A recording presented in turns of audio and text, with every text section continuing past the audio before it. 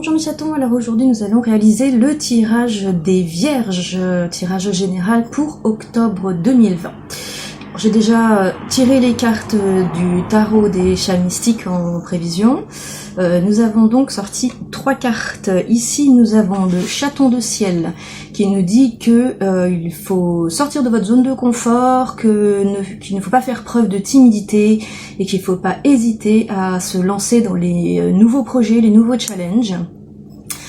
Ici le 10 de feu nous invite à quand même pas aller trop loin, hein, parce qu'on pourrait provoquer des accidents, donc oui, lancez-vous, ne soyez pas timide, mais ne mettez pas les autres ou vous-même en danger pour autant. Ici on a le 5 de terre qui nous dit que vous êtes pour le moment en dehors de votre zone de confort, hein, et qu'il ne tient qu'à vous d'y retourner. Vous voyez, on voit le chat qui est assis dans la neige et qui regarde par la fenêtre les autres chats qui eux sont à l'intérieur au chaud. Il aimerait bien les rejoindre, donc n'hésitez pas, mettez-vous en route et allez rejoindre ceux qui sont au chaud. Donc voilà. Donc de nouveaux projets sur lesquels vous ne devez pas hésiter à vous lancer, sans pour autant en faire trop, car vous pourriez aller un peu trop loin et faire du mal à vous-même ou à votre entourage. Et surtout, ne restez pas dans l'isolement, rejoignez ceux qui sont susceptibles de vous aider dans votre parcours. On va compléter ça avec l'oracle de la triade, donc pour nos amis vierges en octobre 2020. Vierge, octobre 2020.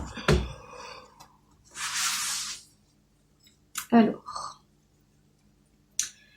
que nous dit l'oracle de la triade? 3, 4, 5, allons-y.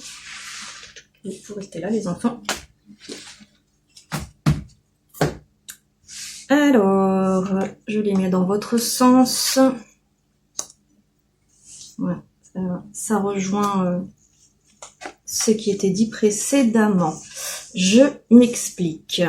Donc, ici, la carte de l'amour nous dit que vous êtes bien entouré, que vous avez des gens autour de vous qui vous accompagnent et vous soutiennent, même si vous ne vous en rendez pas forcément compte. C'est ce que nous dit la carte de l'isolement, qui rejoint notre chat ici qui est à l'extérieur de la maison. Vous vous isolez, pensant que personne ne peut vous aider, alors que vous êtes entouré de gens qui n'attendent que ça.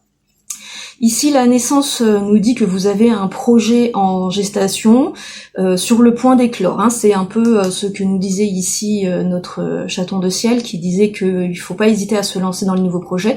Il semblerait que vous en aviez un en tête, mais vous avez, c'est la carte de la pénitence qui nous le dit, des freins personnels qui vous empêchent d'avancer. Certainement la peur de blesser, comme nous le disait ici notre 10 de feu, c'était. Donc ici, c'était pas le 10 de feu, c'était le 5 de terre. Bon, c'est pas grave. On se sera compris malgré tout. Donc voilà, ici, on nous dit que vous avez un projet en gestation, mais que vous craignez de vous blesser, vous ou des tiers, et que c'est pour ça que vous n'avancez pas pour le moment. Et c'est aussi ce que nous dit la synthèse ici. Elle nous dit que vous aurez des épreuves à surmonter, et ce sont certainement, c'est plus la crainte des épreuves qui vous arrête que les épreuves elles-mêmes, car elles ne se sont pas encore présentées.